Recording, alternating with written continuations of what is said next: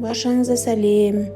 Енем базардан черный слива мен малина алып берген еді, енді соларды морозильникке салып қысқа дайындап қоймақшымын.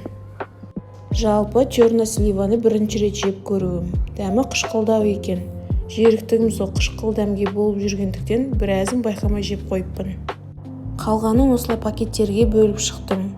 Балама компот жасап бергенге ыңғайлы болсын деп морозильникке сақтап қоямын. Келесі кезекте малинаны реттеп аламын. 2 кг малинаға 2 кг қант қосып, жақсылап қанты ерігенше араластырамыз.